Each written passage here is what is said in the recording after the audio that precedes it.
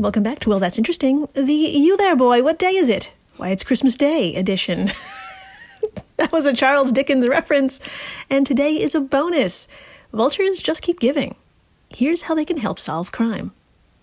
My friends, set fire to all the other gifts waiting for you under whatever spot has been designated for gifts. You're not going to need them or want them. And that's because I have the perfect gift for you. Especially if you fancy true crime, anatomy, biology, ornithology, animals in general, and or weird facts that are probably not suitable to bring up at every occasion. As you could tell by the title of today's show, we are revisiting vultures. Just 2 weeks ago, during episode 260, multi-generational vulture nests hold nearly 700 years of human artifacts, and the world's oldest forests have been found, we learned about the bearded vulture. A no-fucking-nonsense, non-traditionalist, anti-conformist whose unblinking stare can dig a hole through your skull, after which they feast upon your bones. And they happen to be exceptional homemakers. That is exactly how I described them at the time, and if you haven't had a listen, you really should. These birds, found along the highest mountains on Earth, build their homes with all sorts of debris, including what humans leave behind. And when you have a creature with a wingspan of up to 9 feet, combined with the unusual behavior of passing down a nest from generation to generation, what you have is a huge anthropological treasure chest. One that could hold 700-year-old shoes, and that's pretty cool. Today, a different species of vulture in a very different part of the world is also helping us, though in a very different way.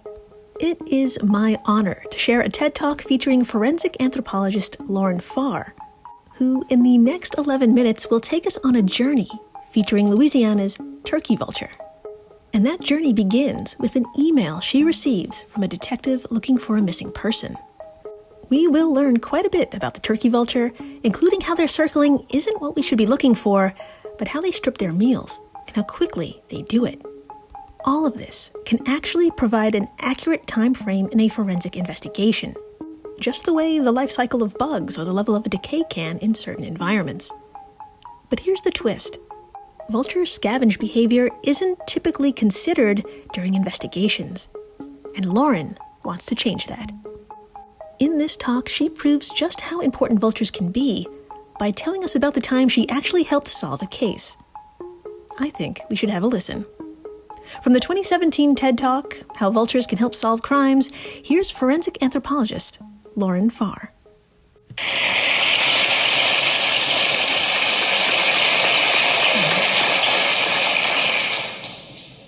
My parents always wanted me to be a doctor, but a doctor that studies how vultures eat dead things is probably not the type of doctor my parents had in mind. I study vulture scavenging behavior and how vultures affect crime scenes. I'm here to talk to you about how we take vultures for granted in forensic science. Before we do that, I want to tell you a story. So we're going to take a trip, all 1,000 of us. It's May 2014, and we're standing in a park in Nashville, Tennessee, because we've been at a horse race. As we wait for the porta potty, we see 2 ladies in their Sunday best, heels, pearls, and lovely floppy derby hats. At any moment, we expect them to start talking about their grandma's fine china. But they don't. Instead, we hear them say, "Oh, look, something must be dead." We look up and to the left and see vultures circling round and round. It occurred to me at this very moment that if these ladies at the Derby are aware of vultures' connection to death, then why aren't we talking more about these birds at crime scenes? People know that vultures are connected to death, but they don't really understand how. For example, here's an email I received from a detective in Louisiana. "Lauren, there's been a kidnapping. What buzzards or vultures do we have in Louisiana?" Before we address the kidnapping, I'll first address this buzzard-vulture question I get all the time. Buzzards don't live in the United States. They are hawks that live in Europe. The big black birds you see circling in the sky within the U.S. are vultures. The 2 types of vultures that live in Louisiana are the turkey vulture and black vulture. To fully understand the role of vultures in forensic science, I'll walk you through this forensic case.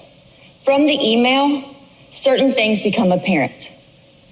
We can assume the detective thinks the individual is dead, and he wants to use the birds to try to find the body. Like the ladies in Nashville, the detective thinks that vultures circling in the sky will lead him to the body. It's not that simple.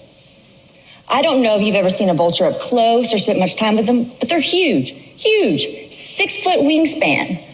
Vultures circle in the air because they are too big to flap their wings and fly, so they soar.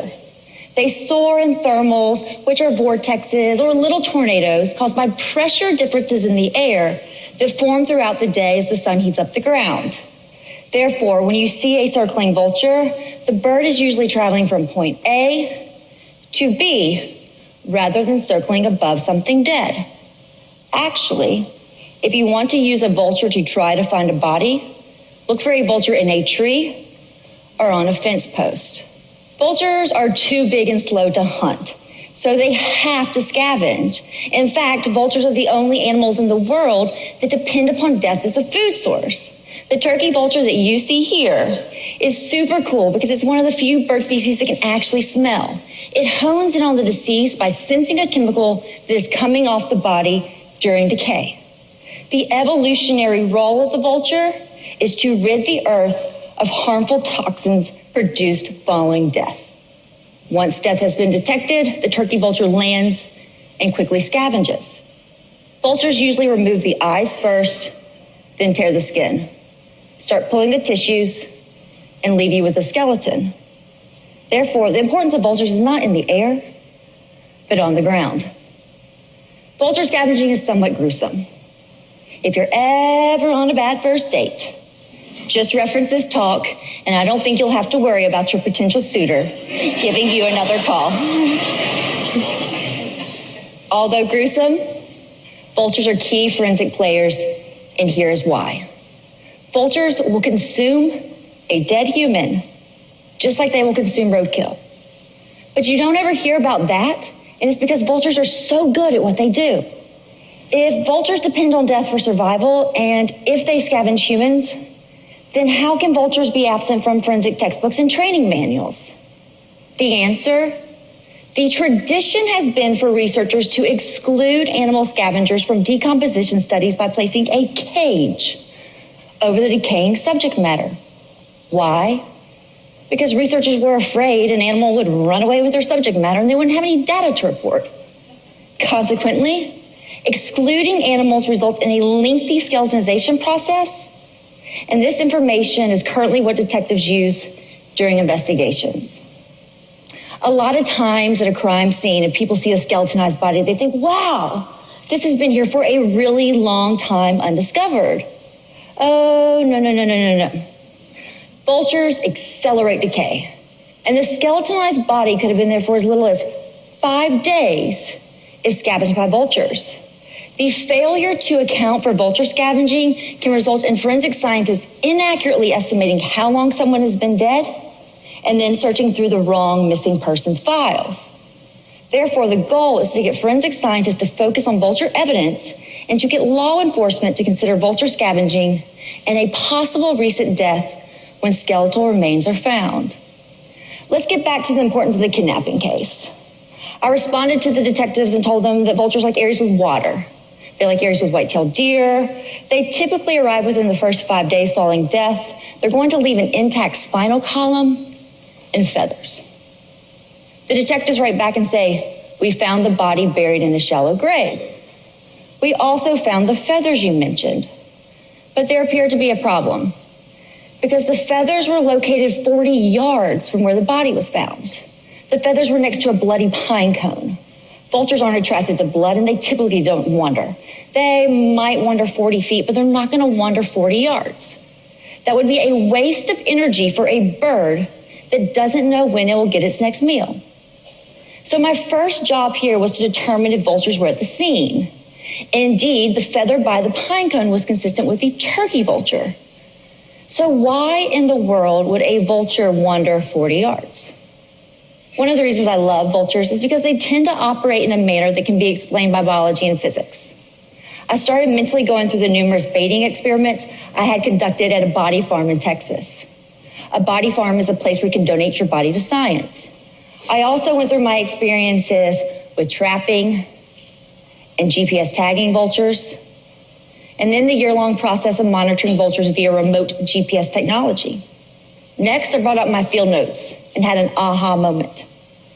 I knew of two things that would lure a vulture 40 yards from a body: guts and brain matter. I presented this information to the detectives and learned that they suspected the victim had been incapacitated by blunt force trauma to the head. The blow to the head was thought to have occurred in the area where the pine cone was found, and then the victim was drugged 40 yards and buried in a shallow grave. This suggested that brain matter was the lure for the vulture and illustrates how studying vulture behavior can help piece together some of the evidence. The detectives also sent me this photo. The victim's arm is sticking up out of the grave. As a forensic scientist, you have to think about the whole picture. The feather by the pine cone indicated that vultures were at the scene. This crime scene photo also depicts characteristic vulture scavenging behavior. We zoom in, we see a white down feather, which is characteristic of the turkey vulture. Also note that the skin has a cut-like tear near the wrist. The turkey vulture smells the decay, lands. It can get through the pine needles, pull out the hand. It's going to tear the skin with its beak and then start pulling the soft tissues away from the bone. Just tear and pull, tear and pull, tear and pull. This photo illustrates the scavenging efficiency of vultures. This is important because it helps support the timeline the detectives are putting together for the murder. There's not a whole lot of evidence. You're not likely going to see the vultures at the crime scene. Instead, vultures just leave these very subtle clues. Rather than looking for the vulture, look for the feathers and pristine bones. Vultures are important because they are so good and fast at what they do. They're like tornadoes. If you blink, you'll miss them. I provided my opinion about the vulture evidence to the detective, and he presented the vulture evidence in court. The kidnapping case was a death penalty case, and the defendant was found guilty. This case illustrates how studying vulture behavior helps innovate forensic science.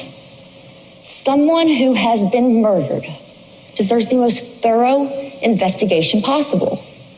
When we include vultures in forensic studies, we paint a more thorough picture of what happened, when it happened, and who it happened to.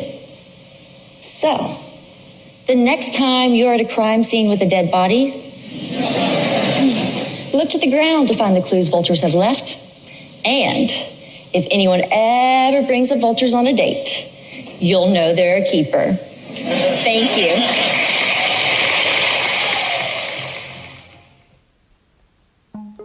Oh, there you have it. And you know what? I'm the kind of person that would bring it up in an elevator.